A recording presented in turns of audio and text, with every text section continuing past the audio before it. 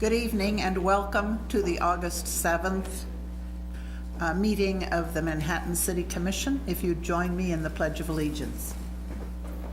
I pledge allegiance to the flag of the United States of America and to the republic for which it stands, one nation, under God, indivisible, with liberty and justice for all.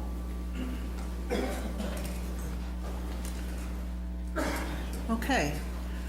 At this point in the meeting, per the agenda, we will entertain public comments. And so I would ask if there are any members of the public that would like to comment on an item not related to an agenda item on tonight's list. So if you're interested, if you'd come to the podium and sign in your name and address, and there'll be a limit of 5 minutes on your presentation, so whoever would like to come forward.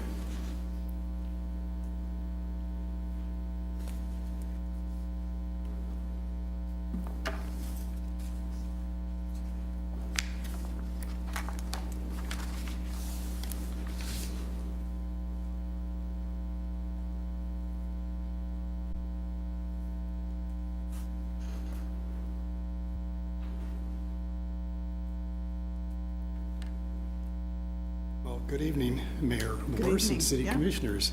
My name is Mel Borst, and I, along with my wife Jan, live at 1918 Humboldt Street.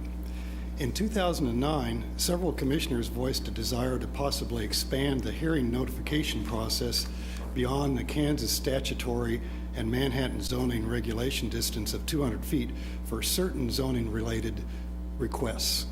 In October 2009, a report was presented to commissioners by community development officials and the city attorney's office regarding expanding the required mailed notification zone beyond the 200-foot distance for public rezoning hearings.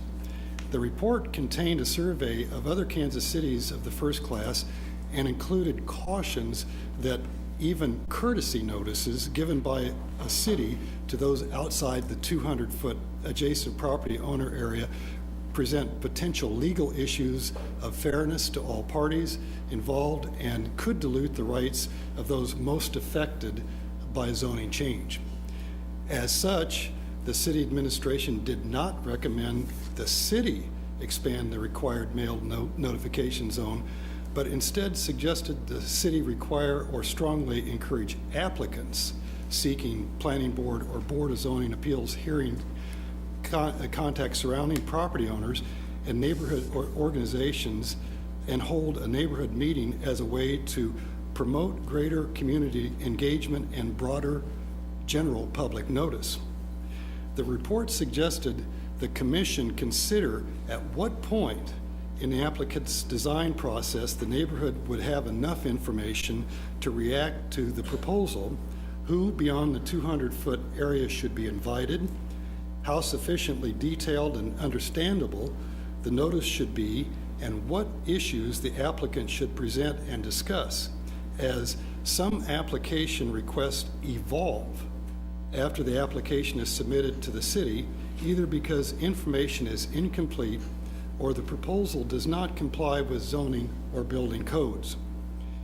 In 2012, the city provided BZA applicants an official form to voluntarily solicit signatures from property owners within the 200-foot statutory notification area as another mechanism for public input. By 2017, this neighborhood consensus building policy arrived at our doorstep. As we were within the 200-foot notification area of the zoning appeal hearing and also members of the neighborhood organization which was used to solicit support for the zoning variance and exceptions needed for the project. As property owners who rely on the protection of Manhattan zoning regulations, we observed the neighborhood consensus building policy was also a city-sanctioned public sentiment generating tool for zoning appeal hearings. Most concerning was the city's failure to provide applicable zoning regulation information to all involved in the zoning appeal process, including the public and the BZA. In 2011, the Kansas Court of Appeals acknowledged that opinions of neighboring property owners can be considered if relevant to the regulatory factors governing a zoning decision, but a zoning board relinquishes its quasi-judicial role when it adopts the public sentiment expressed by a vocal majority. Such a vote is impermissible because popular support for or opposition to a proposed construction project might be based upon irrelevant environmental, financial, or personal concerns. The court also stated that due process protection extends to quasi-judicial administrative proceedings, and zoning determinations must be fair, open, impartial, with adequate notice of the issues and the opportunity to test, explain, or rebut evidence. A denial of due process in a zoning determination renders the resulting decision void, and appellate review of a due process challenge is unlimited. We believe that the city's effort to promote greater community engagement and broader general public notice for the planning board zoning hearings and BZA conditional use hearings is helpful. However, Mel, I think you've reached your 30, that was a 30-second warning. sorry, I'm just about done. I just ruined 15. That's Okay. That's okay, Mayor. However, the neighborhood consensus building policy has demonstrated it has no place in the BZA variance and exception hearing process because of legal concerns, potential for abuse, and subsequent damage to neighborhood relationships.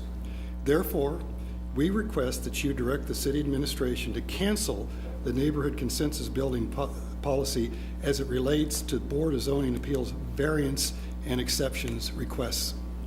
Thank you for your consideration. Tell me again what you want us to consider canceling. To consider canceling the neighborhood consensus building policy as it relates to Board of Zoning Appeals variance and exception requests. We think it's helpful for all other planning and rezoning things, though. Okay. Thank you. Thank you very much, Mel. Do you have questions of commissioners? No, not at this time. Thank you very much. Thank you. Good evening to you all. Yes, thank you. Does anyone else have comments? This is your 5-minute opportunity.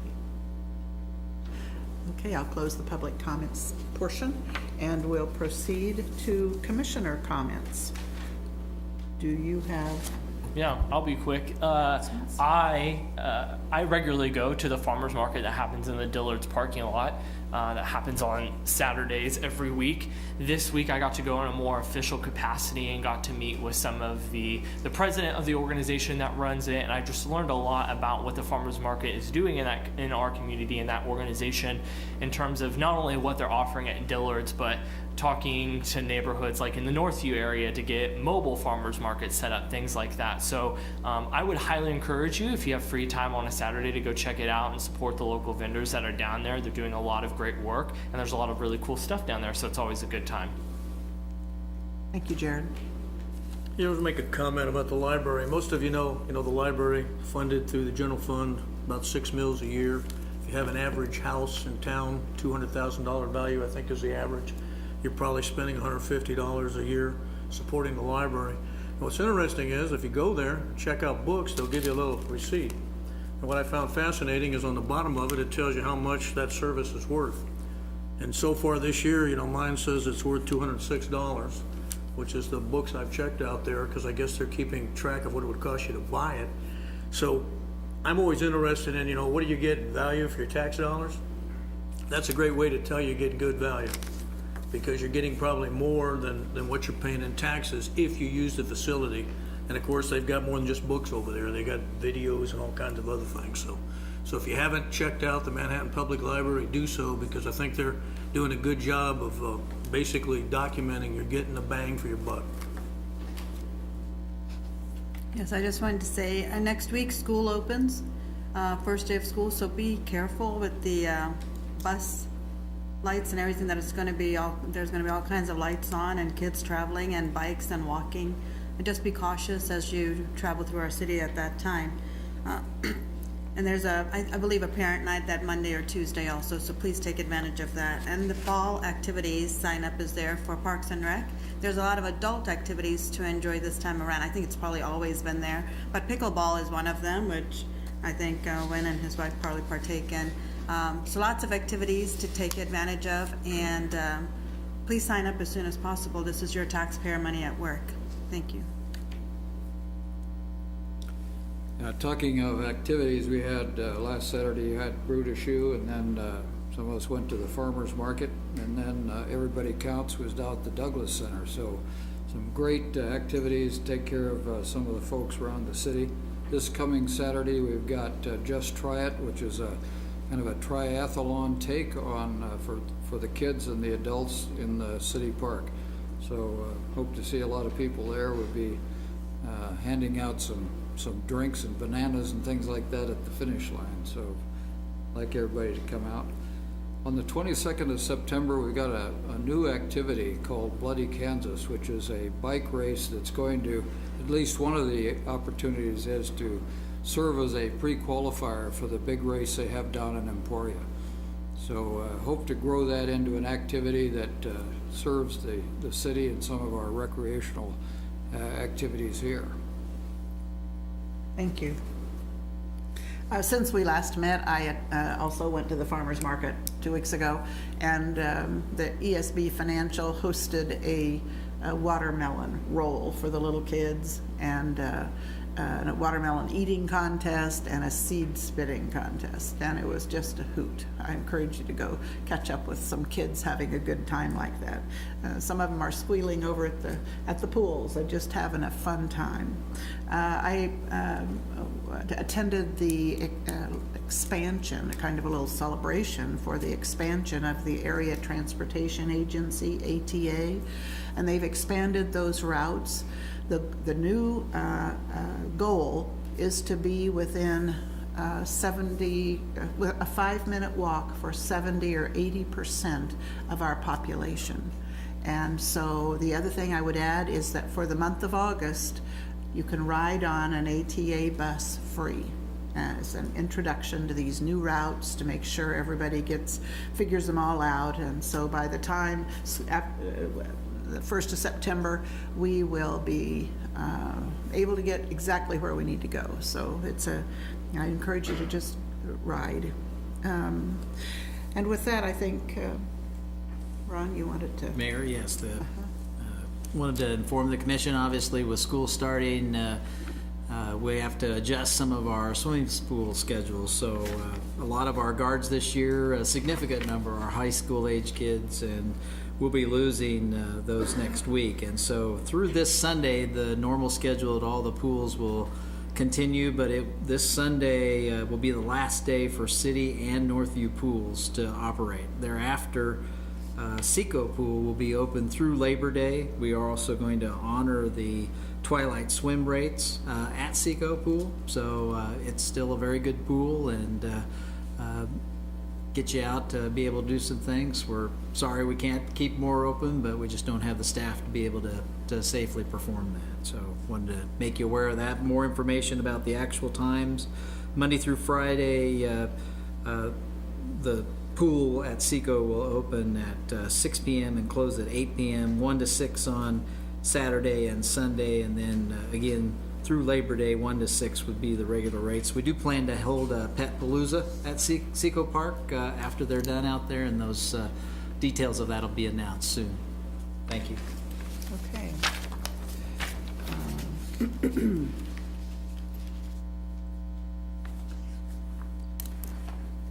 The next item on the agenda is the consent agenda, and it's been published on the web.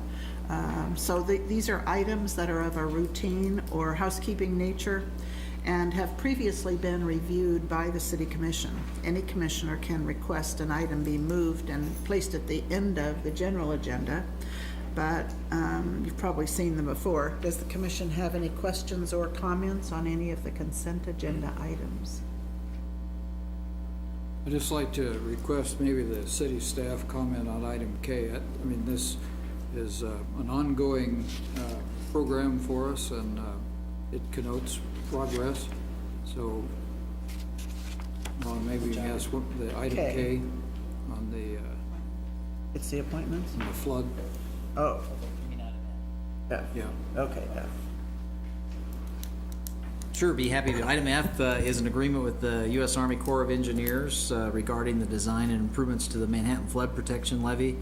Many may recall, some of you may recall the flood of '93, and one of the things that we discovered during that event and subsequent studies, feasibility studies, and other studies that were done was that the levee did not perform as originally designed. Now, we withheld any floodwaters from that particular event, but if the releases would have continued from the reservoir, the overtopping would have occurred sooner than it was originally thought that it might. And so we have a project that's been approved, at least from a design standpoint, and in the National Water and Resource Act, there is about a $1,120,000 project. It's a couple-year design, though it's a 65 Fed, 35% local match, with $603 being the city share that we've budgeted in the stormwater fund. Again, this will the areas that'll be a focus for the levee raise will start at the northeast end of the levee, so at Casement Avenue, where the levee intersects it with almost Hayes Drive. At that area, it's about a 3.3 foot raise in the levee elevation, and then it'll follow along the Blue River, and it'll taper all the way down, turning the corner on the Kansas and almost back to the wastewater treatment plant, where it'll be more about of a 1.5 foot raise. There'll also be several changes to and change outs of the initial gate structures. So those were built in the 60s. So there'll be a lot of improvement there, some other dewatering wells and some other berming that will reinforce it, riprap, change out, all of that sort of stuff. So there's no funding for the actual project that's been approved, but that would come after the design phase. And so this is the particular item is a contract with the Corps. The Corps plans to design it in-house out of the Kansas City district, and we'll be partnering with them on this particular project. So you'll be hearing a lot more of that as the design advances. You might want to mention item J too, which is attendant to some of the flooding issues. Certainly, item J is a hazard mitigation grant application to the Kansas Division of Health and Environment. This is an area along Wildcat Creek where we've experienced some flash flooding in the past, and we've done some buyouts of some of the homes that are in the high-risk floodplain area. And that's a voluntary program, so if you're a homeowner in that high-risk floodplain, you have the option about whether or not you'd want to participate. There are 3 properties that have in the past been impacted and are desiring to participate. Again, this is a 75% grant through the state of Kansas and 25% local match. We're estimating about $1 million for this particular 3 properties. One is at 945 Village Drive, one at 700 Fairman Drive, and one at 157 Bethany Drive. And those are our local funds of about $250,000 will be out of the stormwater fund. Thanks, appreciate it. Thank you, Ron. So at that point, unless there are questions from the commission, further questions about the consent agenda, is there a motion? Huh? Oh, hello, public comment. Is there public comment on any of the consent agenda items? Okay, thank you. I'll close the public comment section and accept a motion. I move we accept the consent agenda. Second. Okay, there's a motion and a second. Brenda, the city clerk, would you take the roll? Mayor Morse, Yes. Commissioner Dotson, Yes? Commissioner Reddy, Yes. Commissioner Butler, Yes. Commissioner McKee. Yes. Motion carries. Okay, thank you. And the next item, we have several public hearings that we need to just work our way through. The first one is to consider adopting the 2019 budget, approving the 2019 through 2023 capital improvement program, and amending the 2018 budget. And Bernie Hayen and possibly Hillary Badger from the Finance Department will make the presentation. Thank you, Mayor. Commissioners, it's a pleasure to be with you this evening. Hillary would be up here the minute I start to not be able to answer any questions that you might have. So, and I ought to pause right here and thank both Hillary and Danielle Whitman. I think this will be her last budget this year. She and her husband will be moving to Savannah probably later this fall, and she's going to be sorely missed. I think you received a spreadsheet that hopefully was useful. And I think, Commissioner McKee, you're the one that prompted that. That was designed by Daniela, and her talents are going to be sorely missed. I also probably ought to recognize Amy Albert. She's vacationing in Colorado, so she's not here this evening. The city budget, I'm going to be very brief about this. There's a couple of items that I really do want to point out and spend just a minute of time, and perhaps you've already sensed that in the brief number of slides that you received in paper form. The total city budget recommended for 2019 is a little bit over $155 million. It's about a $7 million increase, a little over that, which sounds terrible, but of that $7 million, the bulk of that, almost $5 million, 7.8 or 4.8, comes from the new Recreation and Trails Fund that is new as a result of that passage and the extension of the quality life sales tax. And another $1.5 million that also creates an increase in the general fund, dealing with that loan proposal that has been made by the Finance Department to shore up the general fund reserves, and a lot of that depending on how we end up this year. But it's there, it has to be budgeted, because those monies would both receive in and then become part of the reserve monies, not intended to be spent, but then a payback to the utility reserve fund would be made over a 3-year period. So that gives you a real quick overview. And of course, with that $155 million city budget, we're looking at a $1 million increase, and that's probably what I'm going to focus most of my attention about this evening.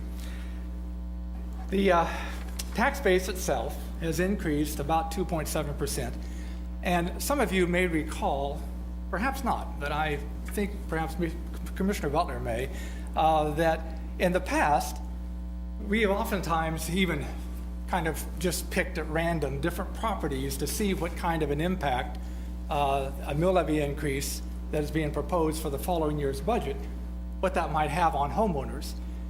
Anecdotally, what we've always found is that about a third are going to see a decrease because their property values went down. About a third don't really change, and about a third go up. So it's not correct to make the presumption that because the mill levy is going up, whether it's the city or the county, I don't believe the state of Kansas and school district are going up, but it simply doesn't mean that everybody has a property tax increase. And I think that ought to be something that hopefully sticks with you this evening as we move quickly through these slides. In 2018, we had about a little over 11 million in new improvements, growth to market changes and valuations, those types of things. And those are always important because invariably there's a part of that that has never been taxed before. It's the growth of new properties, new homes, new businesses perhaps, that have never been taxed, and we like to keep an eye on that. You'll notice for 2019, that number, and that's the 2018 numbers, in 2018 it's the 2017 numbers, that amount slipped somewhat. And it looks alarming. And we know that indeed building permits are down somewhat. Benefit districts are down as well. And so there's that assumption, I think, that we're really taking a nosedive. That's not the case, commissioners.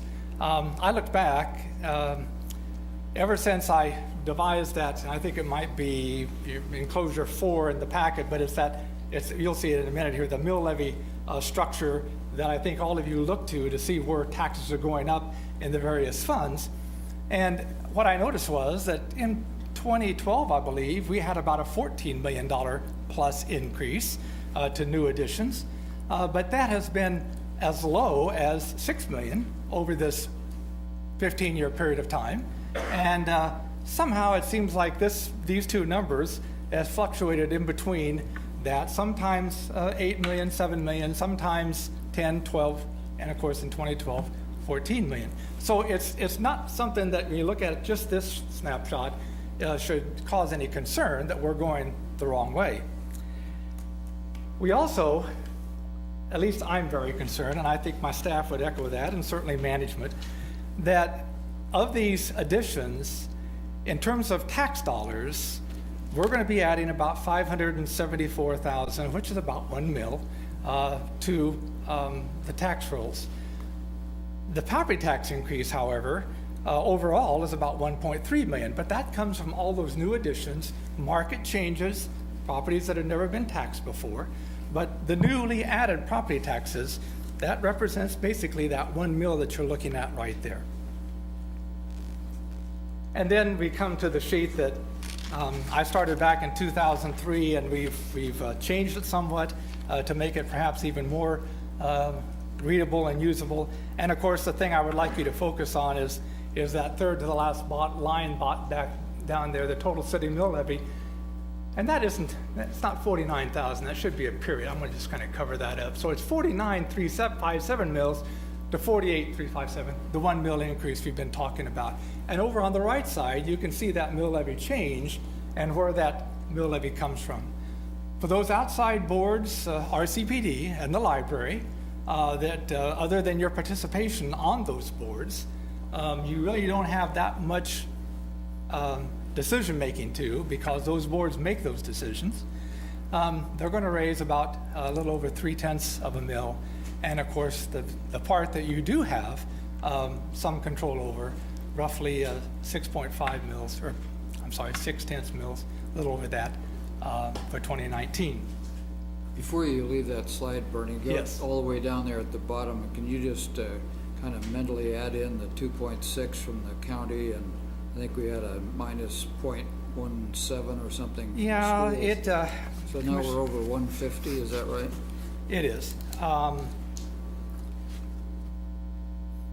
Well, I don't have the current mill levy. The one I'm looking at for the county is actually, it's about 40.9, about 41 mills. And they, of course, the county's mill levy did go up for 2019. Yeah.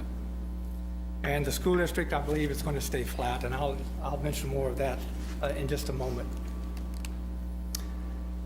As you look at the mill levy rates and the taxes that are paid, and this is making the presumption that a $200,000 home in Manhattan does increase by 2.7%, the increase in our overall average valuation increase, and that would result in a residential appraisal of $205,000, 11.5% of that for tax purposes. But I want you to see the difference then in the taxes paid as you move from the city mill levy in 2018 to that of 2019. And in a moment, I'm going to give you hopefully a much clearer picture of how this plays out. You'll notice that the mill levy for USD 383 remains the same, but the taxes still go up for USD 383, and that's that growth in that valuation that might take place. Okay. So let's take just a moment and look at this. And then I'm going to show you a slide, and I apologize, it's not in your packet, Commissioners, but I wanted you to see the difference. And this is really the focal point of what I wanted to visit with you briefly about tonight before you consider the adopting the 2019 budget. With a 2.7 valuation increase, this is how the taxes play out. $70 ends up coming from mill levy changes. Okay, that's the mill levy change, the 1 mil, and now the county's mill levy change that did go up. And then the other represents the 2.7% market changes. And I want you to see that because the taxes end up being about $162, but the amount from the mill levy increase is really pretty small. Now, I understand that a tax increase is a tax increase. That $25 that you have responsibility for directly will amount obviously to a little more than $2 a month throughout 2019 with that tax increase. However, if you go to a no valuation increase, the picture changes somewhat. You don't have any increase because of market value changes. You don't have this slide, Commissioners, I apologize. But you still have the increase in the mill levy of $70. And you can see where that is coming from. The biggest increase will be from Riley County this year, or for next year, for 2019. For the city, it's $23 if you add both our CPD and the library, and then what you're considering tonight, really, that $15 that represents the 1 mil increase and the city levy itself for 2019. That then changes the numbers a little bit to about $1.25 a month for the entire year, every month in 2019 as an increase in property taxes. And of course, I guess I'm making a pitch that that's pretty nominal, Commissioners. Any questions about that? I apologize for not getting an update to your slides. It's the only one that you don't have, but I want you to see the difference between what happens when a mill levy increase includes that increase in valuation and when it doesn't.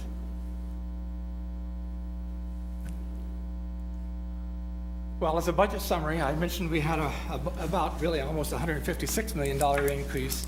The general fund, about $31.9, and that is about a $2 million increase, a little over, for 2019. But again, of that $2 million, 1.5 of that is that reserve fund suggestion that we make where we borrow from the utility funds through a current in-place resolution and then pay that back over 3 years to shore up the general fund reserves.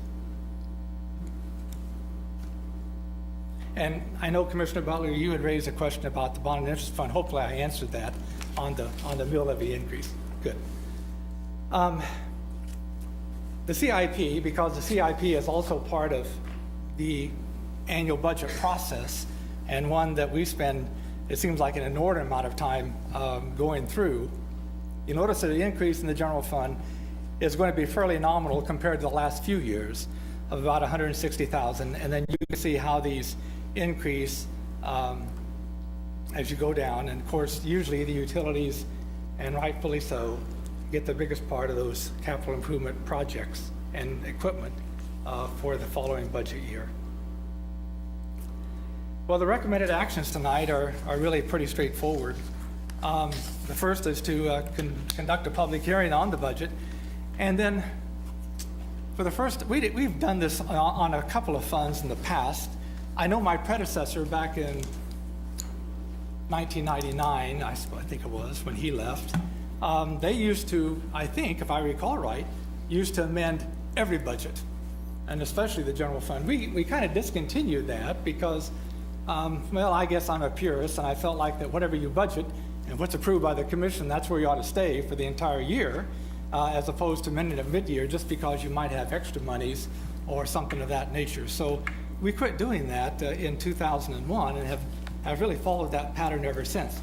Next year, we do have just some odd things that have transpired that are going to require an amended budget for 8 funds, and you see those there, from the Employee Benefit Fund to the Fire Equipment Reserve Fund, Industrial Promotion, Park Development, Special Street and Highway, the Downtown Redevelopment Tax Increment Financing District, and the Special Street Maintenance Funds.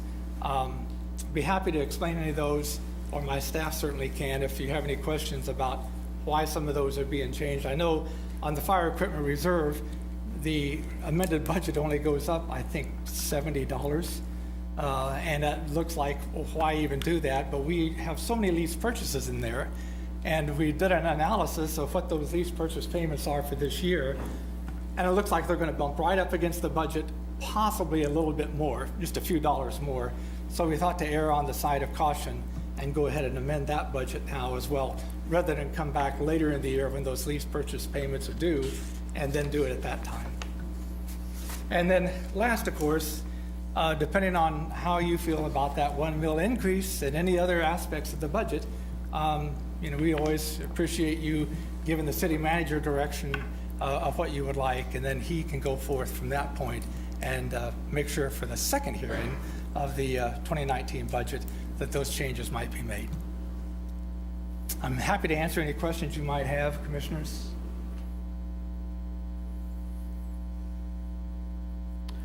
I think we're pretty familiar, becoming much more familiar with your presentation and as it's repeated. And are there questions? I'd just say that, over the past 4 presentations, we've gotten to where we are, which started with, I think, 2.6 and came down to 1. So appreciate the hard work you've done. And I think we could have got lower than that had we not had the difficulties we've got in 2018. So we've got to guard both of these years pretty carefully and also protect that kind of our cash balance, which was a big deal for all of us who know something about investing and getting money from people who issue bonds. So I think that's the right thing to do. Well, I appreciate your comments, Commissioner, and certainly that leaves a last opening. The tax lid has really caused some difficulties, as I mentioned early on at our first work session, certainly our second work session. And it's been something that we're really adjusting to. Hillary Badger is going to be our new president of the Kansas Government Finance Association, I think this fall. And her anecdotal comments that she hears from my peers and her peers across the state indicate that a lot of cities, particularly smaller cities, are suffering through this. But some of the larger ones are getting a little bit alarmed by some of the nuances of that tax lid. And of course, one of those that I really rail against, it forces us to raise that debt taxes, or as much debt as we can. It's just one of those strange things. And if you haven't been in yet, I'd love to run you through the model and show you how that works. And it's an onerous thing and a difficult thing to comply with. Thank you, Commissioners. I would just say that I don't really want to borrow the $1.5 million from the enterprise fund. I think it's a bad precedent. I don't know any other way around it this time, but I've watched the state of Kansas not pay back the funds that they borrow from those funds, and I don't want to go there. So I want us to be diligent about paying back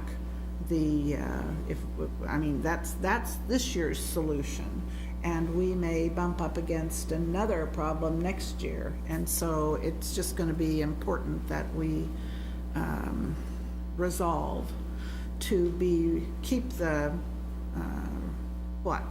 reins, keep the controls on with regard to our spending, so that we don't have a surprise next year. So I appreciate comments, Mayor. that would be my pitch. I can tell you that the city manager will never let me act like the state of Kansas. Okay, that'd be good. Because we don't want him to do that either. The keepers funds and the transportation funds are suffering statewide because of that. Okay, so at this point, if the presentations are over and the commissioners have no more comments, I would open the floor to the public hearing. Does anyone wish to come forward?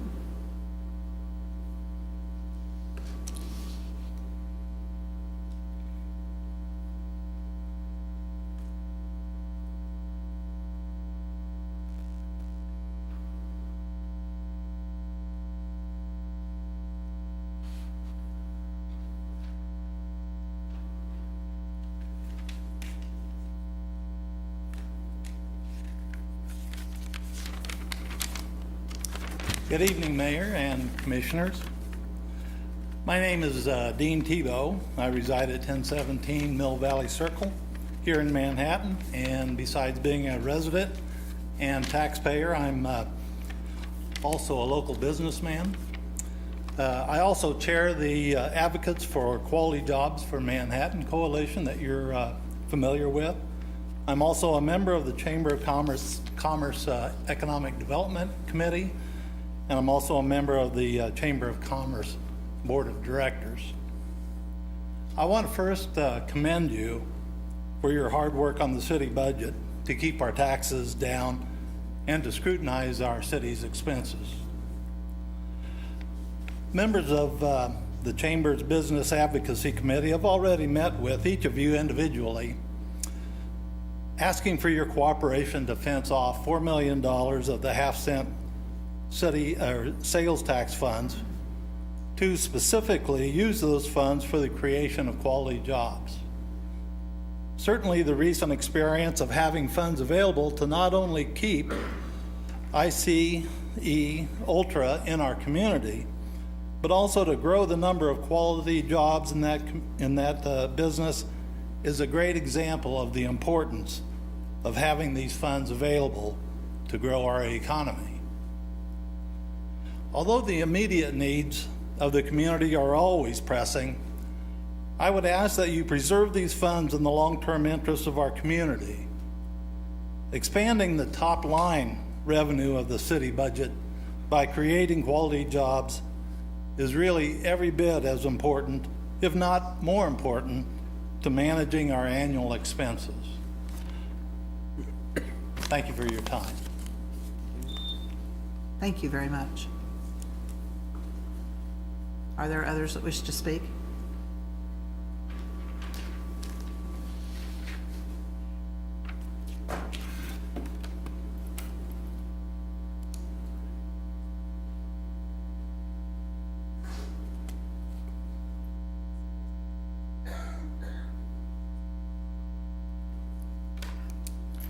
Good evening, Mayor, Good evening, Matt. Commissioners. My name is Matt Crocker, and I reside at 1001 Mill Valley Circle. It's an odd coincidence that the speaker before me just lives up the street from me. Tonight, I am appearing in my capacity as chair of the Manhattan Area Chamber Board of Directors. And the mission of the Chamber is to foster an environment for business success that enhances the quality of life in our region. To ensure the Chamber is advancing this mission, from time to time, the Board of Directors elects to formally adopt position statements on specific matters. I'd like to share with you one such position adopted by the Manhattan Area Chamber Board of Directors. The Chamber maintains its long-standing position that the best use of economic development funds is for job-producing activities. However, the Chamber recognizes the current budgetary situation of the city, and in a sign of good faith cooperation, it is willing to recognize a potential need to use those funds for other purposes which still meet the criteria in the original ballot question approved by the voters. In turn for this cooperation, the Chamber requests that the City Commission formally ring-fence $4 million of the funds raised through the half-cent sales tax and ensure that those funds are only used for economic development activities that meet the criteria in the economic development formula adopted by the City Commission in partnership with the Chamber.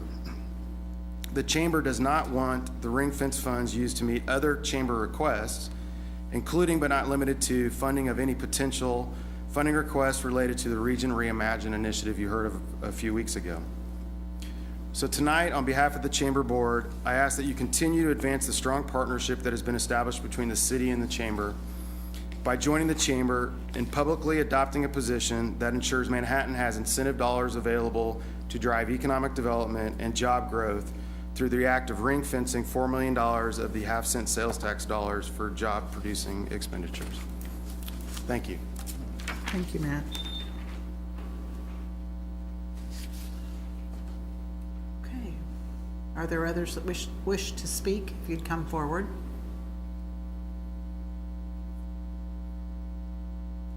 Seeing no one.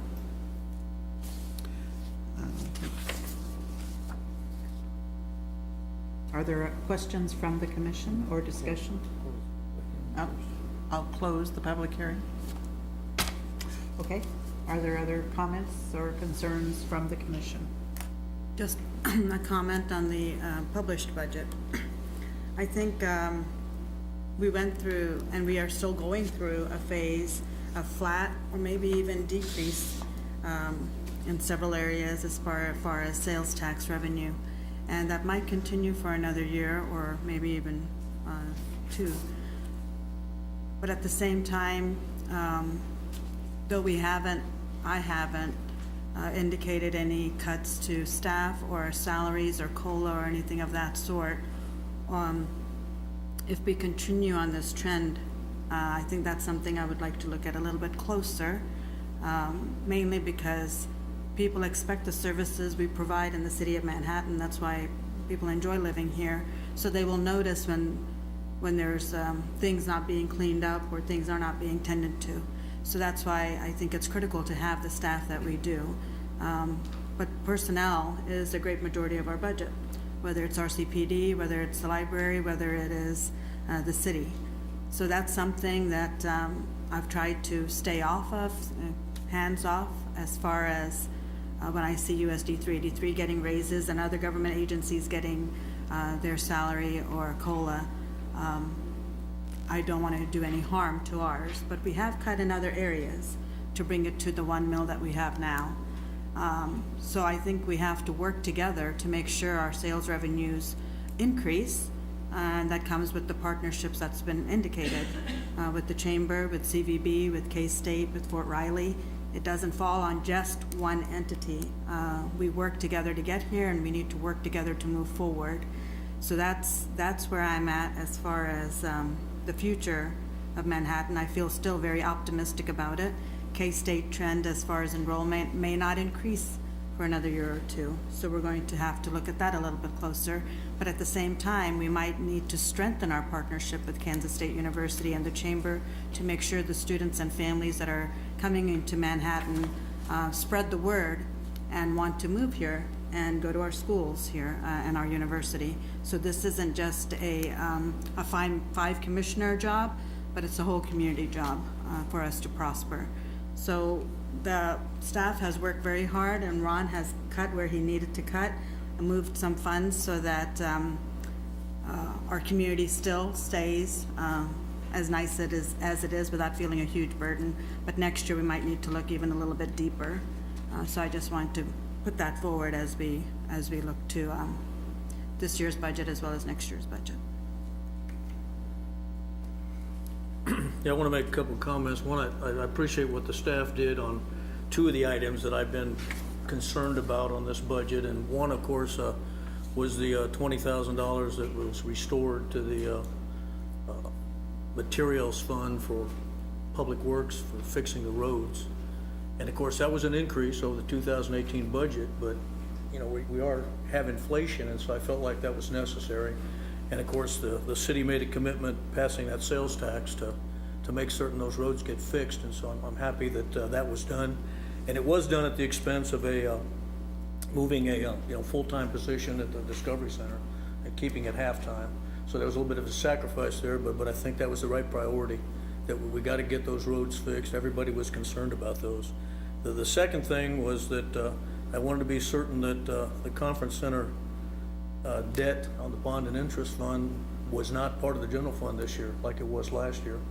And all of it's come out of economic development or CVB, and that's as it should be, because the economic development fund is what built that. So those 2 things were taken care of. I'm happy about those. There's 2 I'm still not happy about. One is outside agencies, and that's not the fault of the city staff, it's the fault of the commission, because we're the ones that dole out that money. I think one of the commissioners said, well, we should just give them what they want. So maybe next year you should ask for more. My goal this year was to keep payments to outside agencies to 1 mil, and that's $575,000. That's quite a bit, and we're $74,000 over that. And I think that could still be cut out of this budget. The other thing that is minor but still perturbs me a little bit, especially since the city manager has really slashed all travel budgets for city staff, but we still have $10K in the travel budget for the city commission. We could at least cut that in half. So those 2 still irritate me, and unless we do something about those, I won't be supporting the 2019 budget, but will support the amendments for 2018.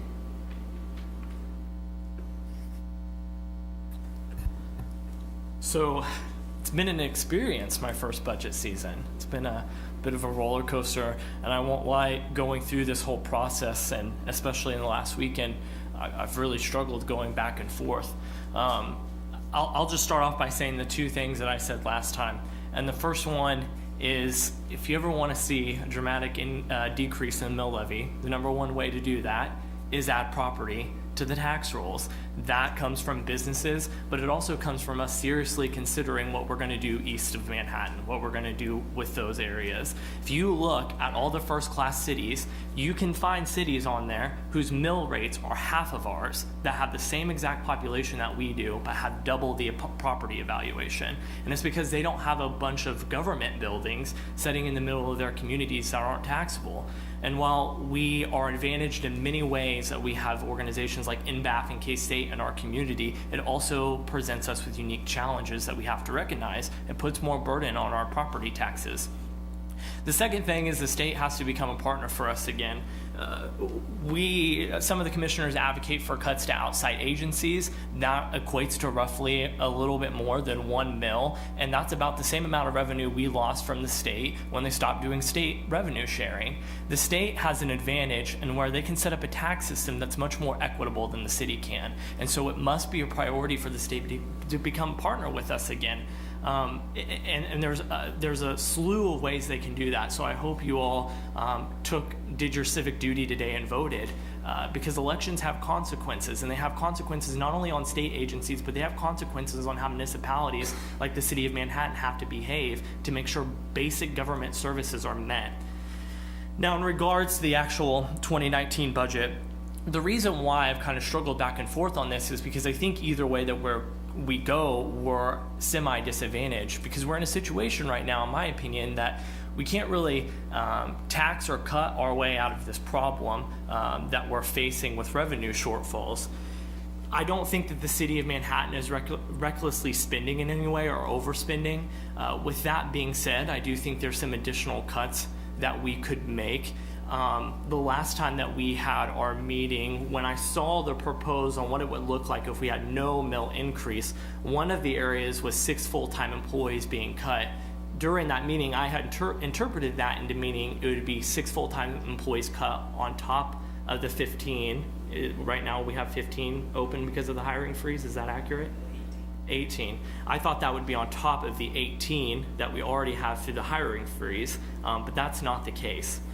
So I do think that there's some areas there that we can evaluate. I have no interest in seeing anybody from the city being laid off, but right now we're providing city services with 18 full-time positions open. Us cutting up to 6, I don't think is something that we're in a position not to look at a little bit more closely. So I think there's some opportunity there for us to look at that. So I would like to see us look at that, and because of that, tonight I won't be supporting the budget. Hopefully next time around maybe we can see something different. In general, all I really have to say is, again, it really comes down to, unless something dramatic, me voting no on the budget is sorry, I'm losing my train of thought right here because I have so much going on in my head at the moment. I think that the city has to buckle down for a year or two. I think that it's a priority. I think that we can do it without drastically cutting city services or cutting funding to outside agencies. And I think it's important for us to do that. Now, over the aggregate, unless something changes with our sales tax or our property tax rolls, there's going to be mill increases in the future because we have to start funding capital improvement projects. So with that being said, I think there's some areas that we can still cut from, and I'd like us to explore those a little bit more. Just a couple of things. One on property tax. I think everybody knows that having government organizations in our city is in some ways good and in some ways holds you back a little bit. But certainly during the downturn, Manhattan was very fortunate to have those facilities here in our city because it held everything together when other cities were suffering a lot. We asked Bernie to do a correlation between the number of students enrolled at Kansas State University and the deployments of the troops at Fort Riley. Obviously, as the KSU students decrease, or the number of deployments increase, you see a bit of a lag, but it is discernible as you watch a downturn in our sales tax. So it is a little bit predictable.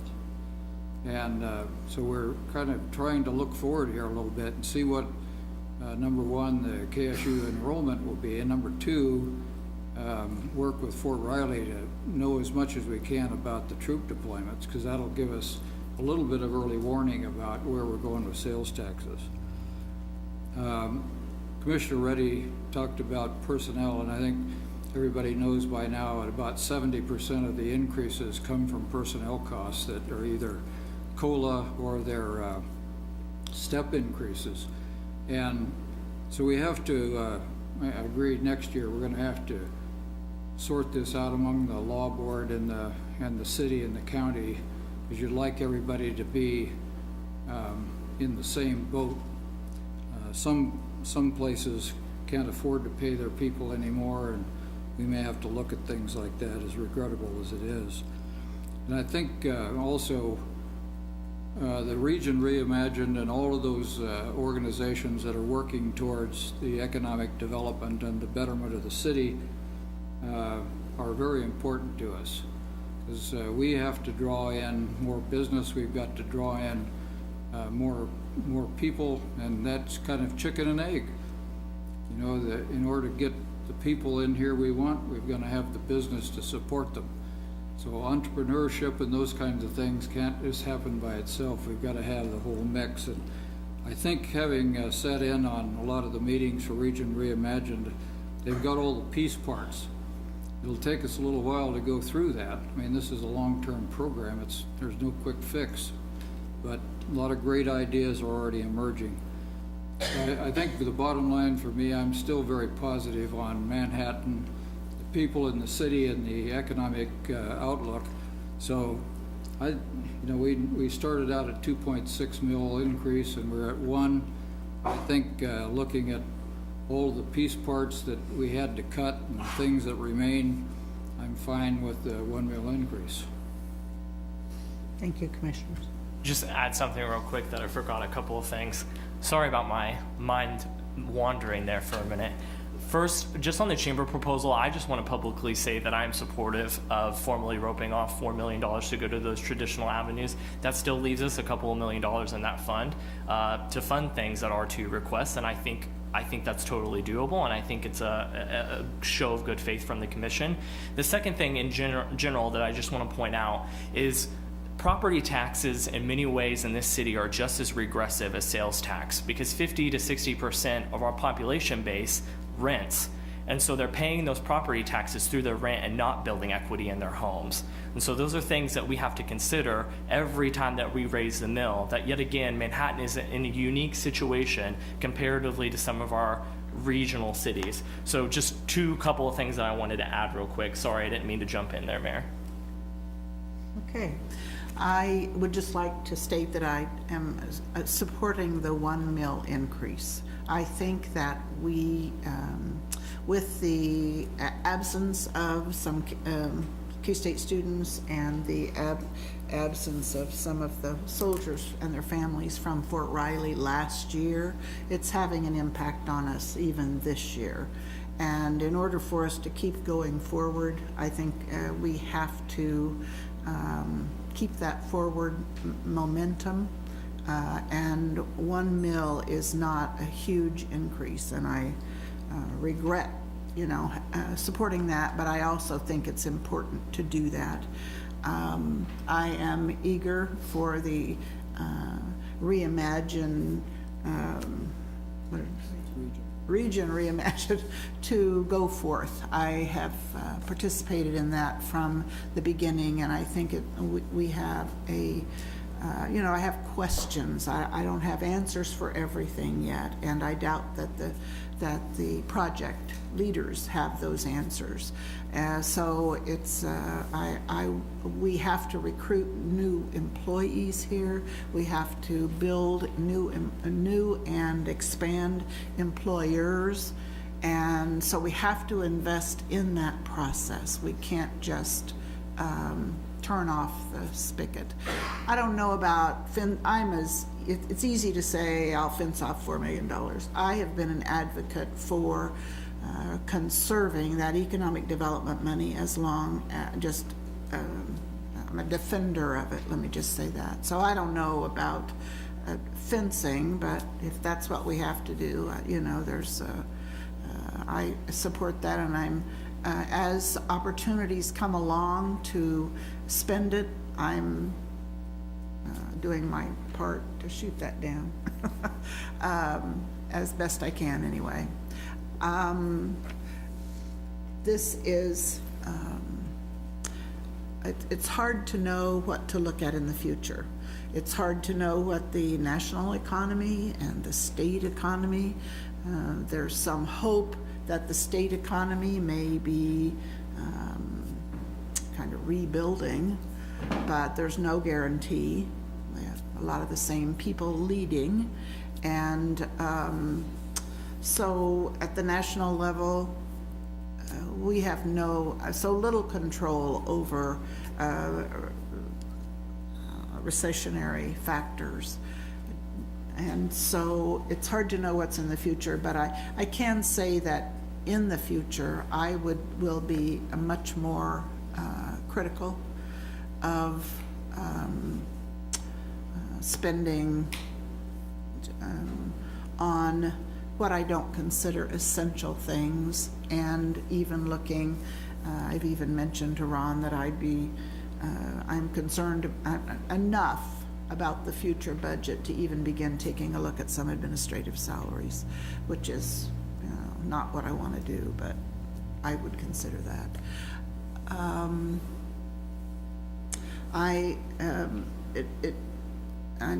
When I look at the grand total for the community, it's hard to look at the possibility of the mill increase that is possible. And so I'm going to be, just very carefully considering as we move forward through this year but when we do this again next year.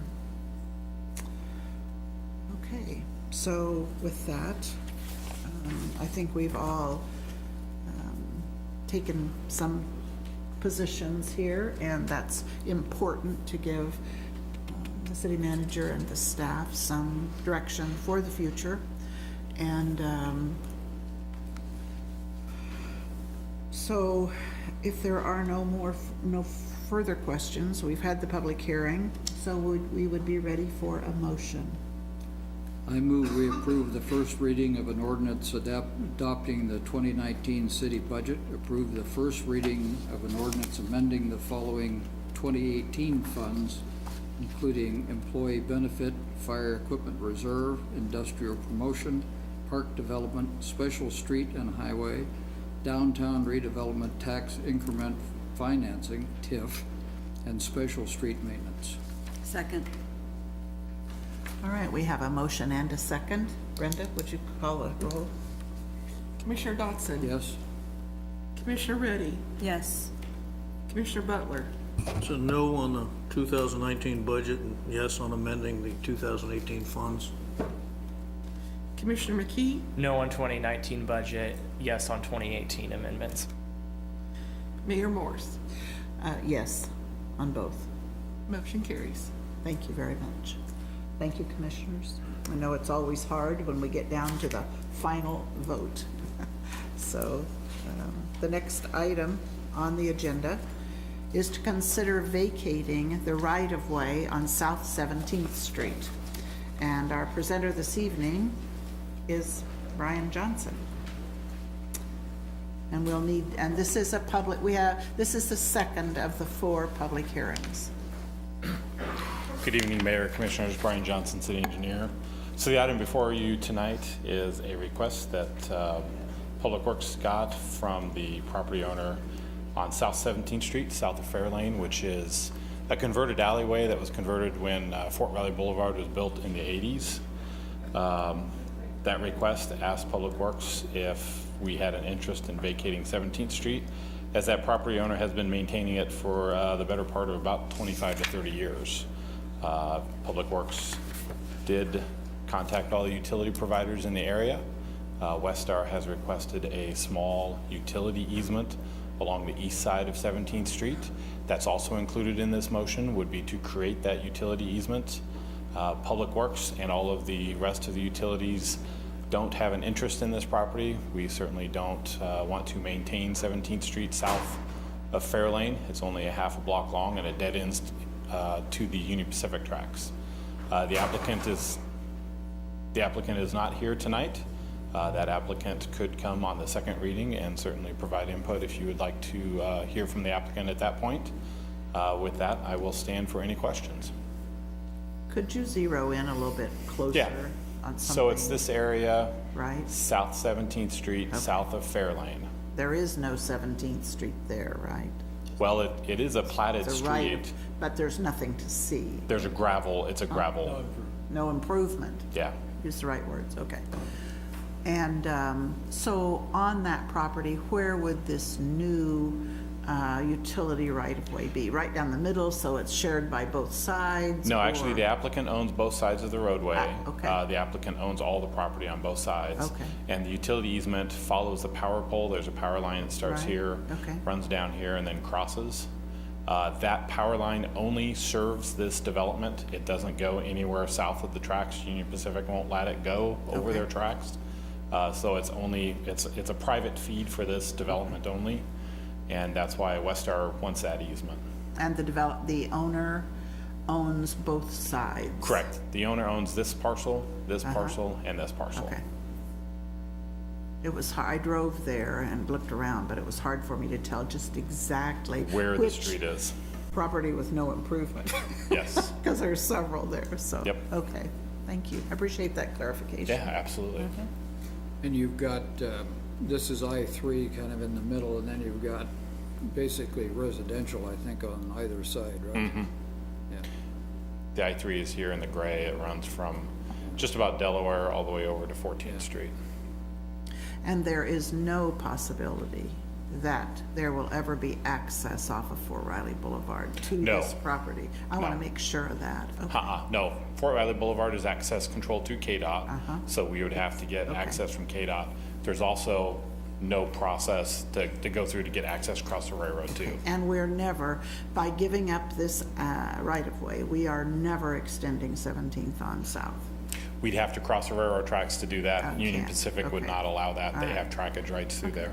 Thank you for those reassurances. Brian. Absolutely. It might be worth pointing out, and I'm not sure why this tract wasn't vacated, but the tract immediately north of it was vacated. Was So there is no right, even if we wanted to extend, we'd have to acquire new right-of-way in order to make that happen, but And then KDOT this- would never let us do it. This offset distance KDOT wouldn't allow. Are there any plans ever to improve Fairlane? No, I Fair, mean, it's going to be an alley as Yeah. far as all of us are concerned. in order to widen Fairlane, you'd have to buy property. Yeah, okay, good, thanks. And this is not costing the city anything? Not a penny. In fact, if we don't vacate it, we need to go down and do some improvements to that roadway because it's in pretty poor shape. Okay. All right. Are there any questions from the commission? Okay. All right, at this point, I'll open the public hearing. Is anyone here wish to speak to this issue? Seeing no one, I will close the public hearing, so that the commission can move forward. Is there a motion? I move that we find that no private rights will be injured or endangered by the proposed vacation, and that the public will suffer no loss or inconvenience thereby, and approve first reading of an ordinance vacating portions of South 17th Street from Fairlane to the Union Pacific Railroad right-of-way, and reserving a utility easement over a portion of the vacated right-of-way. Is there a second? I'll second. We have a motion and a second. Would the city clerk call the roll? Commissioner Reddy, Yes. Commissioner Butler, Yes. Commissioner McKee. Yes. Mayor Morse, Yes, Commissioner Dodson. Yes. Motion carries. thank you.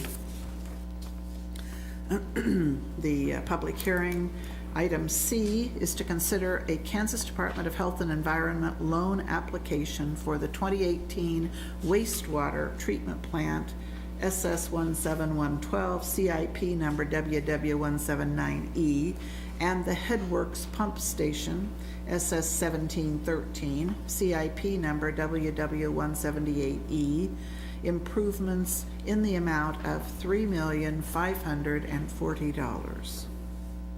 The presentation. I'm sorry, I didn't see you. Randy DeWitt, the Assistant Director for Public Works for Water and Wastewater, will make the presentation tonight. Welcome, Randy. Yeah. You're the brightest green in the room. Well, Commissioners, I really don't have a formal presentation Okay. for the public hearing. Really, this just is a formality of the items that have been brought to you previously to approve an application. This is just a formalization of the KDHE process to conduct a public hearing and to finalize the approval to submit the application, so.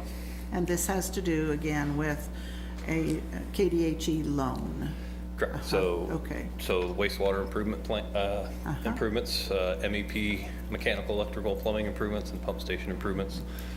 We've held a bid for the pump station improvements. They were quite a bit lower than engineer's estimate Yeah.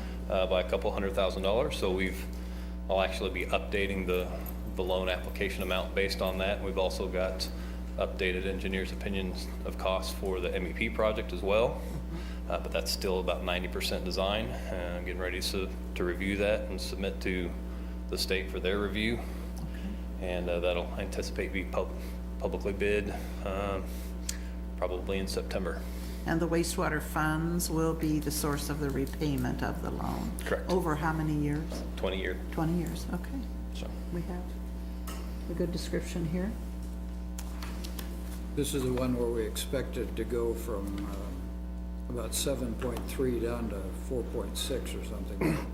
That'll be the next one. That's a water plant loan amendment. So this is strictly for the wastewater plant, and like I said, this is. And you just said a couple $100,000 is the.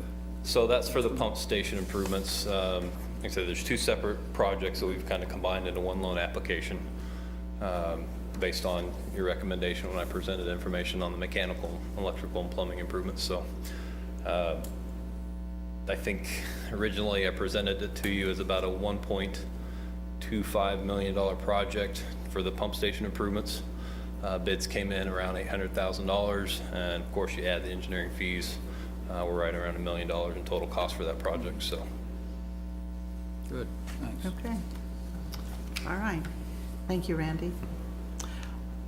Is there anyone here this evening that would like to speak at this public hearing about this proposed loan?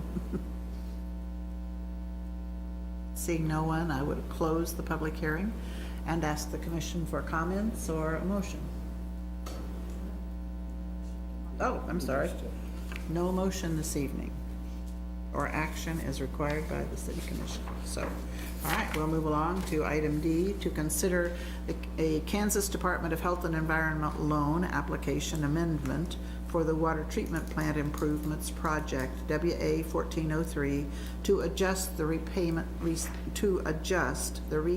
schedule. Randy DeWitt is up again. okay. Again, no formal presentation.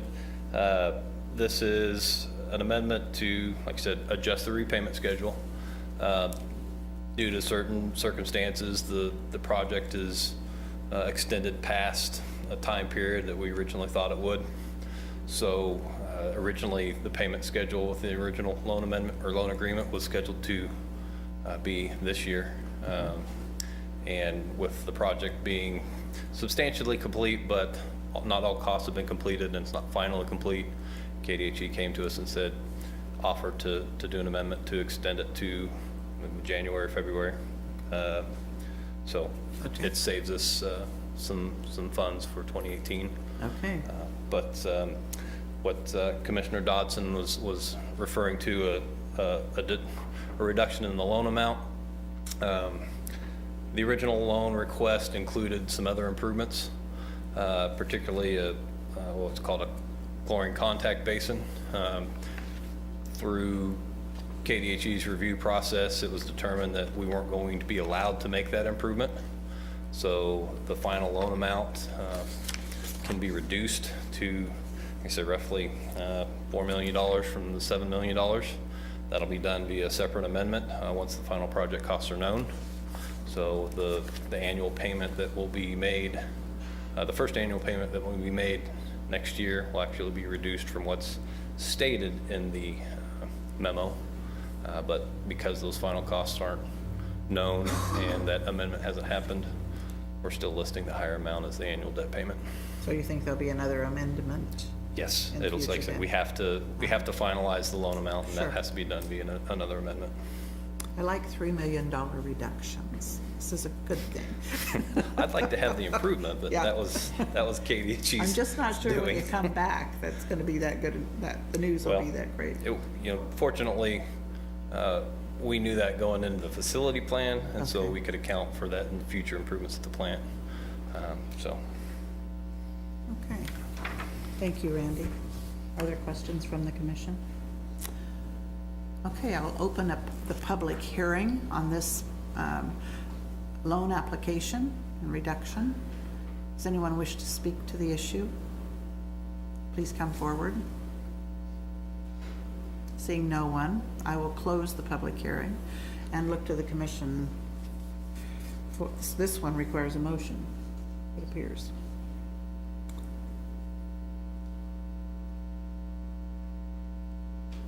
I'll do the motion.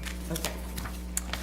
I move that we authorize the mayor and city clerk to execute the First Amendment to the loan agreement between the city of Manhattan, Kansas, and the state of Kansas, acting by and through the Kansas Department of Health and Environment, which funds the water treatment improvements projects WA 1403, revising the amortization schedule to reflect a new first repayment date of February 1st, 2019, instead of August 1st, 2018. Second? All right, we have a motion and a second. Is there any comment? Okay, would the city clerk call the roll? Commissioner Butler, Yes. Commissioner McKee, Yes. Mayor Morse, Yes. Commissioner Dotson, Yes? Commissioner Reddy. Yes. Motion carries.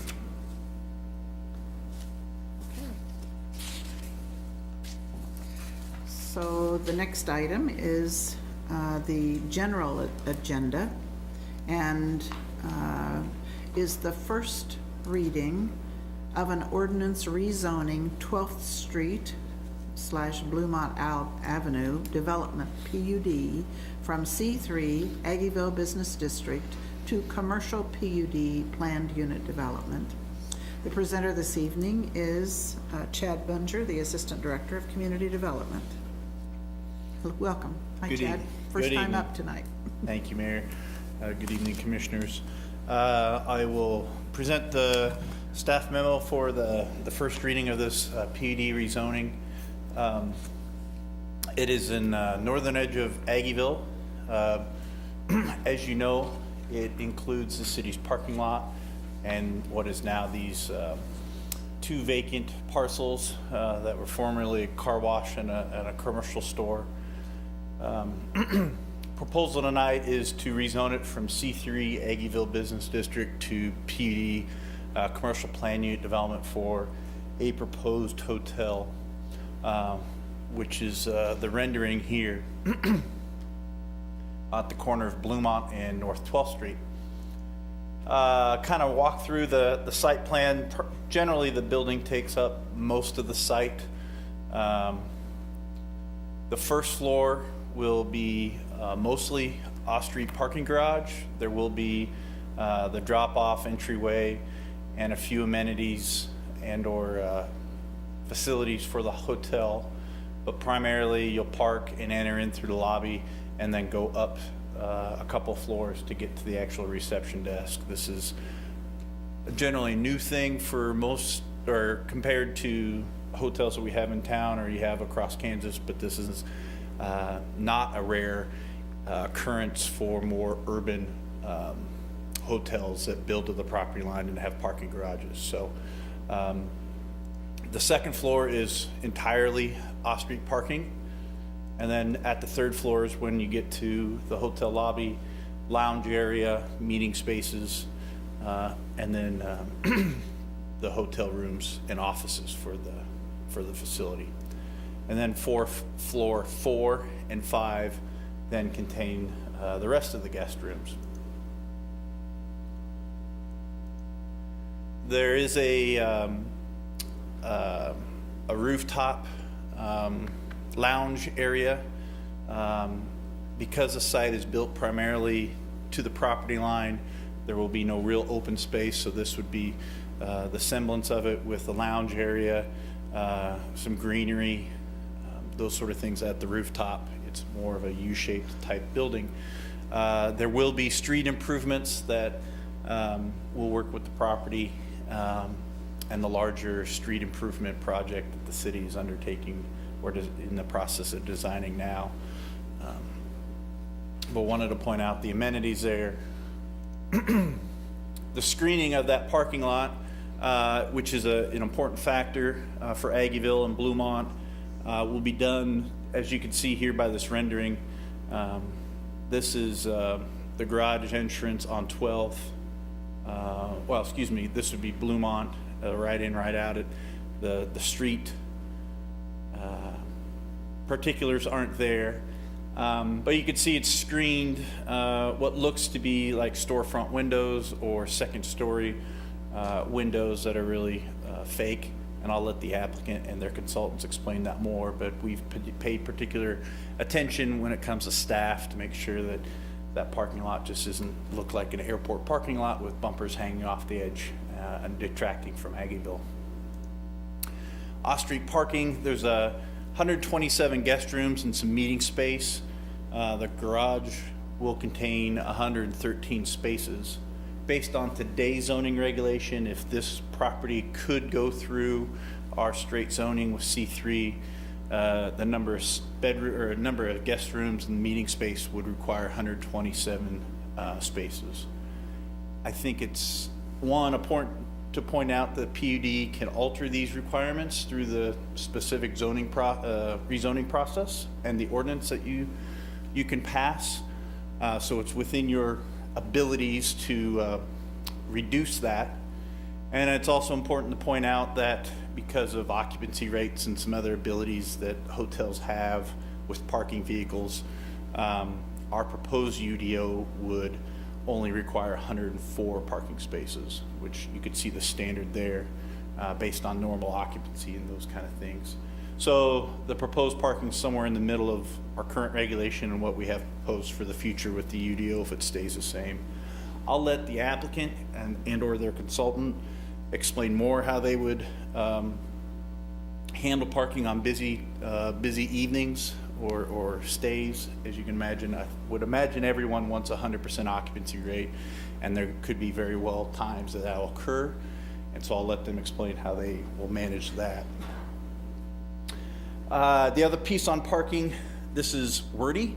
This is pretty unreadable, but I had no other way of figuring out how to reduce that. But I wanted to put up for your information or reminder to the community that through the sale of the real estate contract, the city recognizes that we're giving up 42 spaces on the property that we're selling, that the city is going to work diligently to establish a parking garage in Aggieville or garages in Aggieville, and that there's an agreement that the property owner, the developer, will provide the community some general public short-term parking in the garage until we can get our matters in straightened for our public parking garage. So because the contract for a sale of the real estate spells us out, we did not include that in the zoning ordinance, the rezoning ordinance for the PUD. We felt that this contract would hold a lot more teeth than what our zoning ordinance could hold, and so we did not make that a condition of approval. Chad, Yes. so I watched the Manhattan planning urban planning board go through this discussion, and I took out my own sheet from the agreement for the parking lot, because we had so many discussions about it, and Sure. at that time, we were discussing not only the IRBs, but the parking lot use itself. At what point, I know we are discussing zoning right now. Right. But at what point do we make this more clear? Because it's quite ambiguous. There isn't any detailed information. But during the conversations, and if we have recordings of the conversations that took place in this room, there was indication, and it says up there as well, that the 42 spaces will be somehow worked through at non-peak times and all of that, like they did in Nashville, but up until our garage is up and going in Right. Aggieville. At what time do we get specific about those? I'm going to defer that to the applicant and/or the city manager's office. Because that was one of the criteria, because I don't want to, because that was such a large discussion and parking is always key, we don't know when the garage is going to go up and going, but I also don't want to take it for granted. I've always learned, well, I've learned recently, if it's not written, it doesn't get done. Sure. So we need those statements in there. What does non-peak mean? Is it 9 to 5 in the daytime? Is it non-events? What does that mean? Commissioner, when we've been discussing this with the applicant, it has been imperative that once we get to a point where we have a hotel manager, that not only the city, but ABA and Linda Mays approach them for a meeting. The relationship that we envision and much of what is written here needs to be defined in a way that the business district and the community know what they can and can't do. That manager should be able to help us after some time adjusting to daily business to afford the area an area to park. It's hard, based on what's been written, to know exactly when that is. The discussions that and examples that they've provided us give us some optimism towards that use, but we're gonna have to sit down with that manager and define that for the district and the community when that hotel is constructed. Right, and I understand this, but this does not fall on Linda May's shoulders. No, it This doesn't. is ours. Absolutely. This is what we signed. And so I think the city needs to be at the table as we discuss this, because parking is always a key issue. Yep. And I understand during construction, we can't have much going, but at some point, we need to sit down and work out those parameters, because we don't know when the other garage is gonna go. Once the garage is up and going, then we can nullify this, and that can be written in. And I mentioned Linda just because I believe she's going to be able to help us understand what their demands are from their business district, and having her in the room, helping us negotiate that. It's not on her, but I definitely want her part of that process.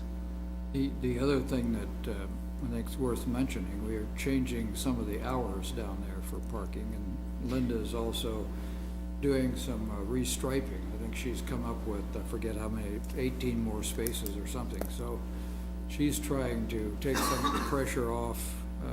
Hopefully the circulation will increase as a result of the hour limitations. So I think you're right. I think everybody has to do their part here, because it's going to be, for a while, it's going to be pretty tough. It will be. Those parking limitations, moving from 3 hour to 2 hour, will take effect October 1st. We have crews down there at night right now doing the striping that Commissioner Dotson described. Brian and I were just talking this afternoon. Ryan Bramhall came in, the board chair for ABA, and we talked about some different strategies. We're trying to create as many additional stalls as we can right now. We still want to stripe those within the legal limits and make them practical, but yet see where we can gain some stalls. Ryan and Linda both have really been really good advocates within the district. He said they have had some pretty contentious meetings, but there are also some vision there that they're trying to share and reach consensus amongst those businesses. I know Olson and their team have also been talking with a lot of folks, focus groups, owners, businesses in the district, getting a lot of good feedback. A lot of that will help us as we move through the fall as well, looking at the new streetscape, looking at the parking garage design, and taking those next steps. Like I said, I understand this is going to be important for the garage, for the TIF district, for Aggieville Vision. But one of the things is we want to keep people going to Aggieville, and parking has always been an issue.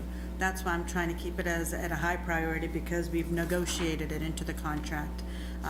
It's not going to happen now. As they start constructing in 2019, as we move forward, I don't want people to think that was just talk. Let's move on with the big stuff now.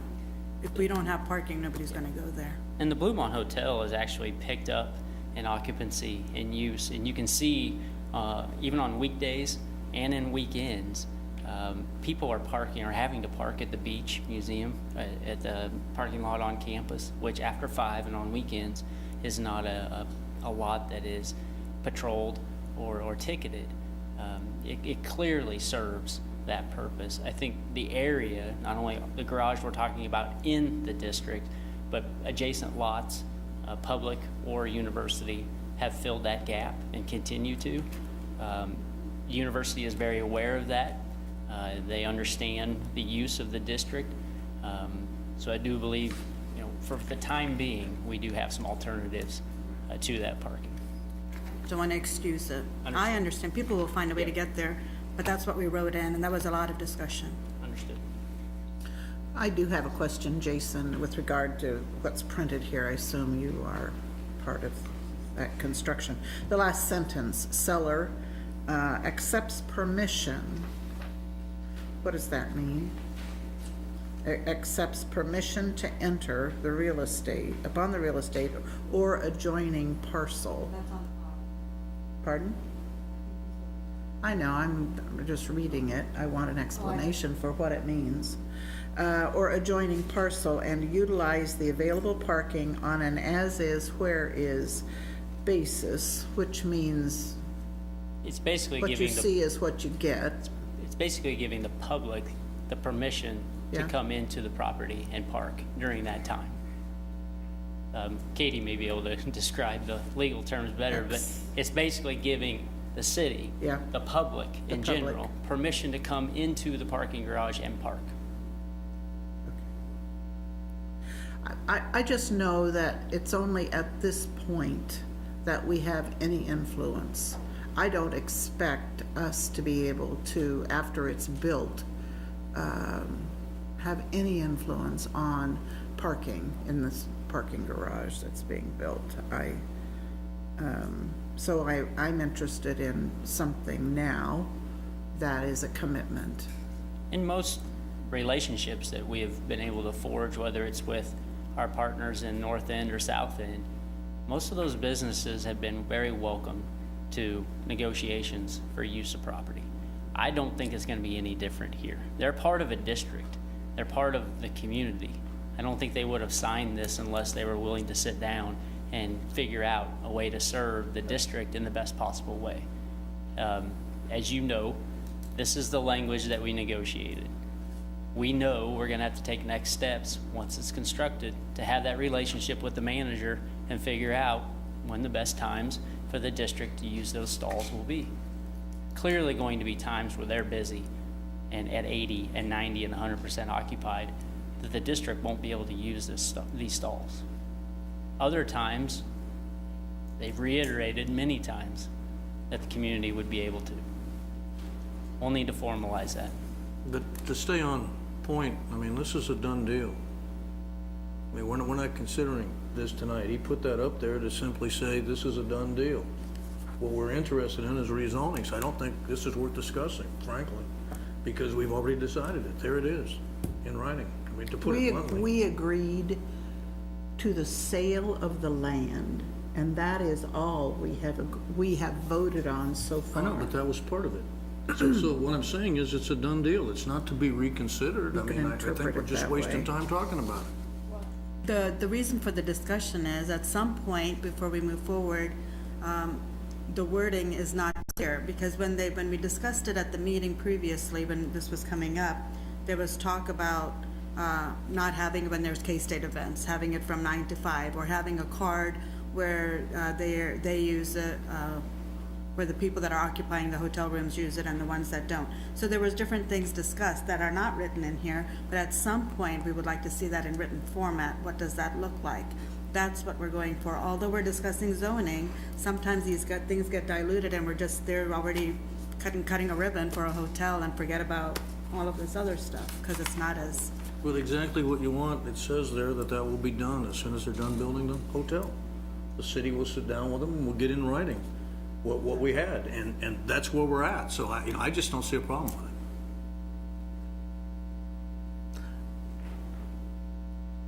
When would we have the opportunity to talk about the inconvenience to the public with regard to construction, or the use of the alley, or is 12th Street going to be blocked off? Is that at the PUD level?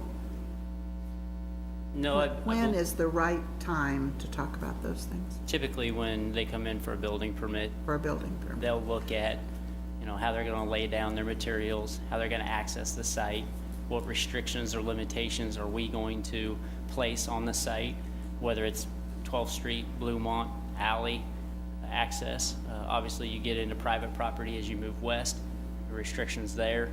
The building permit is,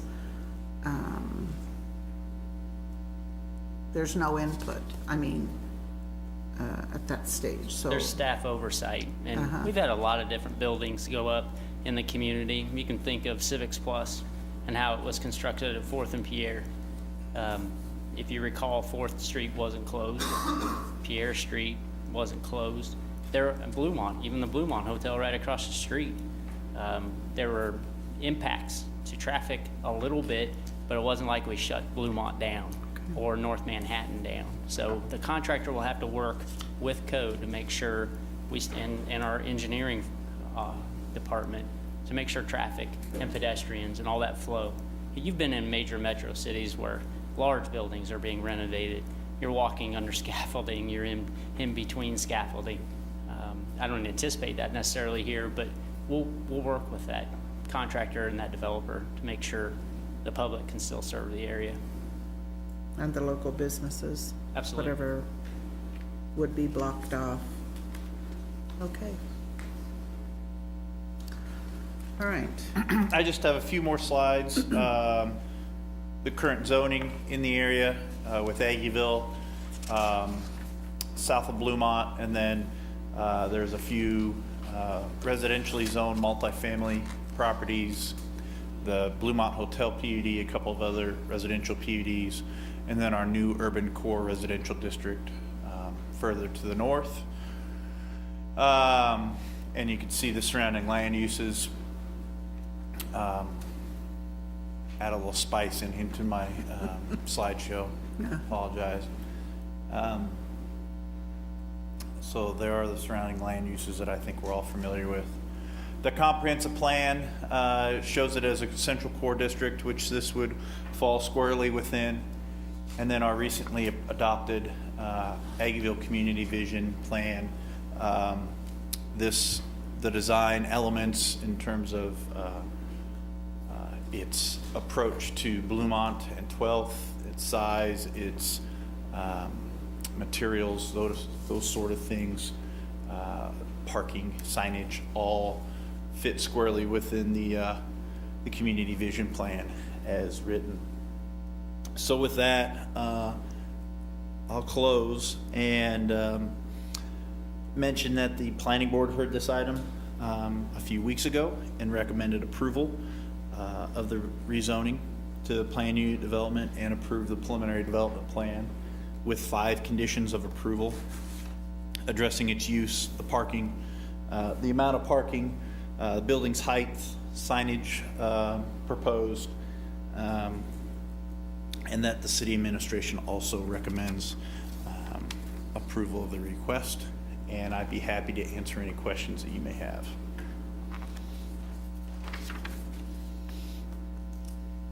so there isn't a restaurant in this hotel, is that right? There is not, to my understanding, there is not a full-blown restaurant. Let me back up, sorry, that was a long way to get there.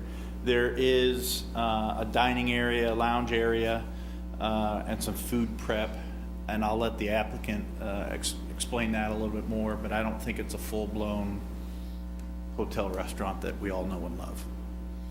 but I'll let them explain that if I'm at error there.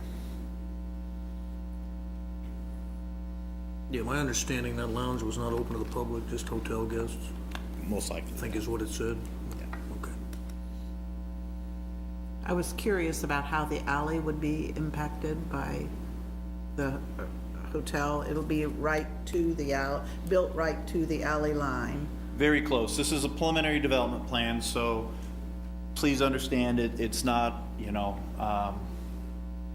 100% set in stone. But let's see if I can. There will be a little bit of offset for the fire escapes with the parking garage. This doesn't quite represent the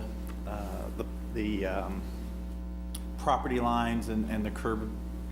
There are no curbs in the alley, but the roadway. But I don't believe it's right on the property line. There is a little offset for fire code requirements and door openings and those sort of things. But they'll regardless of that, they have to stay within their property lines along the alley. And the only entrance then will be into the parking garage from 12th Street. That is correct. No entrance from the alley, okay. Because it'll be really tight. Okay. Are there questions? What is this is 5 stories, what is the highest one that we have there right now? Highest Tallest, building? Yeah, how many Um, stories? The condominium towers to the north of Bluemont Hotel, I believe, is 7 stories. Is that right, Eric? 7, 8? 8 stories. Just to get a frame of reference. And the Bluemont is how tall? I believe that's 5 stories. 5, So similar in height. so. Okay. All right, thank you, Chad. You're welcome. All right. Don't go too far.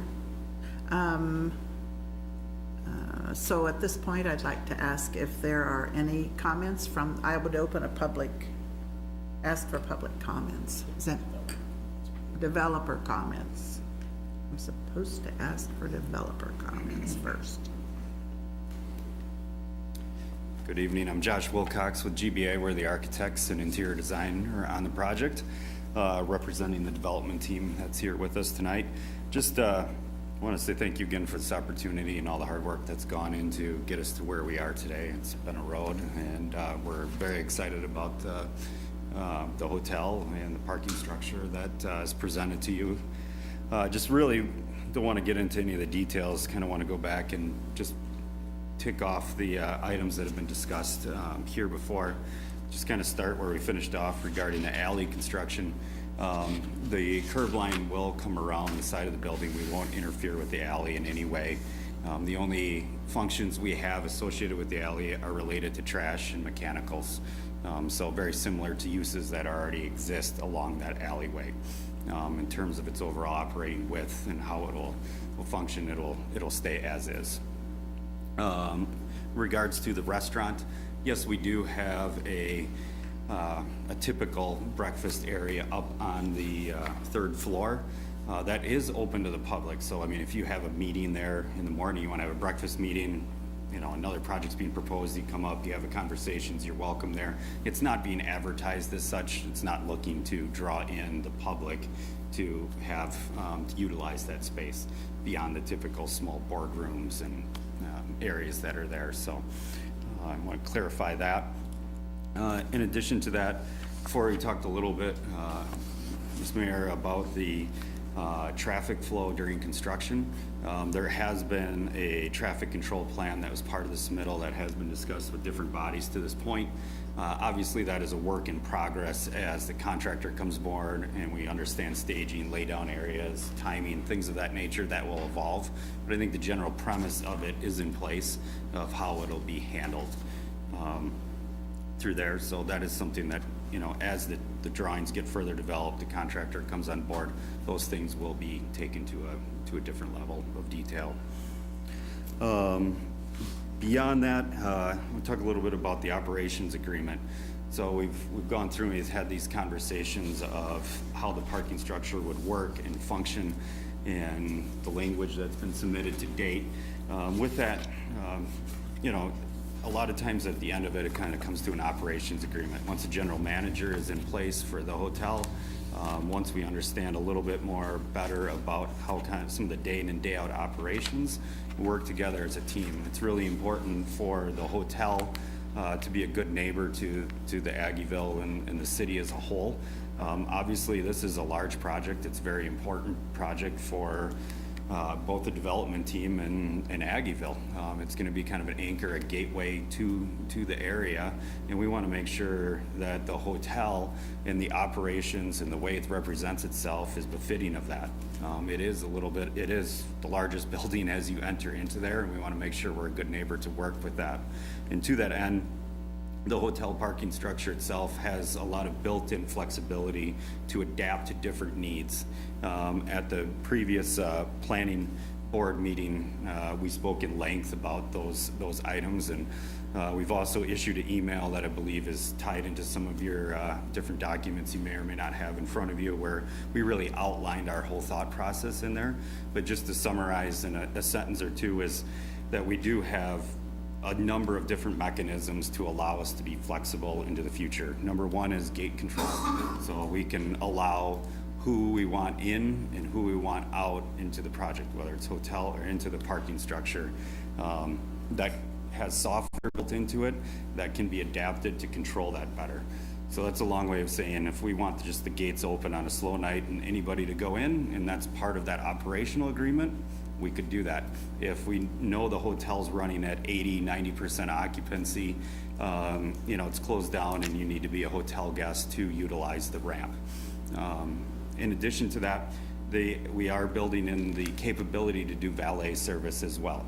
As noted before, the front desk is up on the 3rd floor, so we do have a 1st floor that needs to be controlled in some manner, particularly on event days, on high occupancy rates, game days, things of that nature.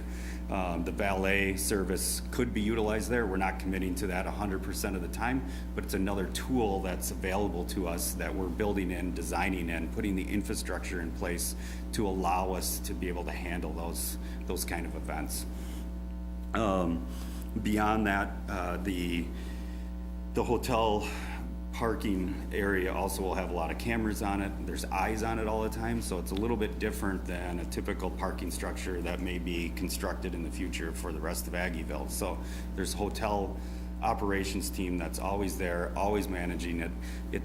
Hotels are different than other buildings as they get judged day in and day out. A TripAdvisor comment means the world to it, right? You get 2 or 3 bad ones, things start to snowball. It's important for parking to be always available, always clean, always safe, always secure. And I think everybody who ever travels anywhere to any city to a hotel, that's an important part of it. And it's that first guest impression that we're always trying to make and maintain. So with that, I can go into more detail on that, but it just kind of summarizes our thoughts of why it's so important to have a well-controlled parking structure and the thought that's gone into it to date to provide the flexibility that I think we all want and need to make sure we're going to be a good neighbor to Aggieville. It's one of the things you may want to consider, when you're trying to think your way through this. In other words, I'm a person that's going down to Aggieville and I'm looking for a place to park, and it would be helpful, like you might have in an airport, for a little sign there on the entrance that says X number of public parking spaces available. Because otherwise, you're going to have to ask somebody, or you're going to go in there and then you're not going to have any more spaces for your customers. So just something simple like that might be worth thinking about. And that's a perfect example of how once the general manager's on board and they have these kind of operational agreements to understand what's the fallback position, right? Where's the secondary parking area? What agreements are made with local businesses, primarily office users, government users, university users that don't have parking needs at hotel peak times, which are from 5 o'clock till 7 a.m., right? It's a really good juxtaposition for use of parking with those users, and that's something that this development team, this ownership group has a lot of familiarity with, working in different markets across the country. We feel real strongly we know how to manage that and control that into the future.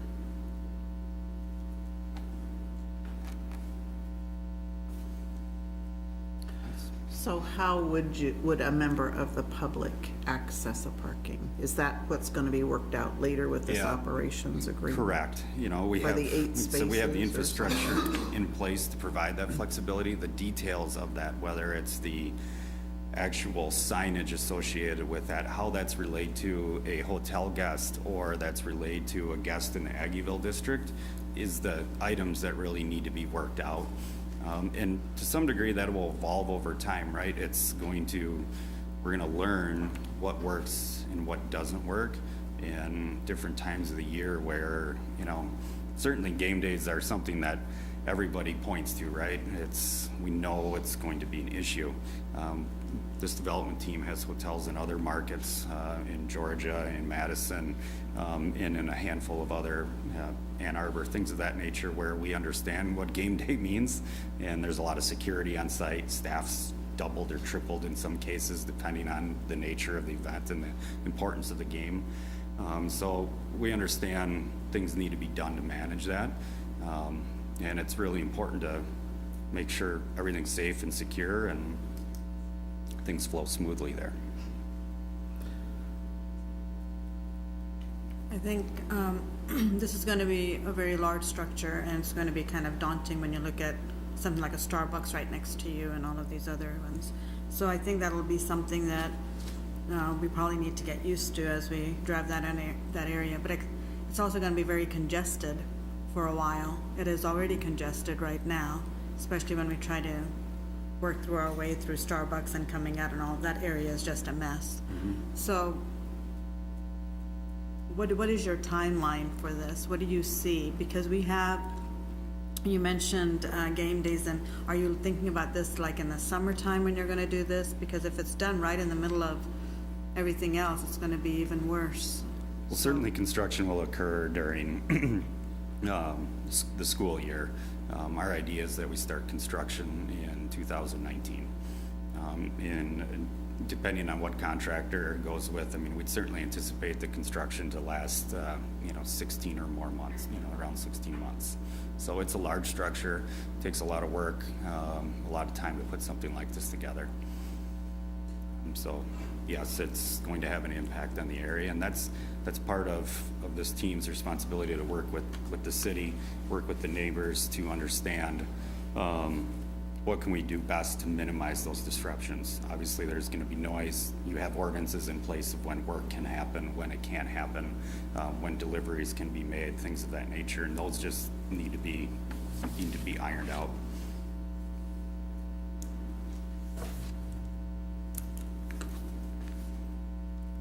Thank you, Mr. Wilcox. Does anyone else wish to speak?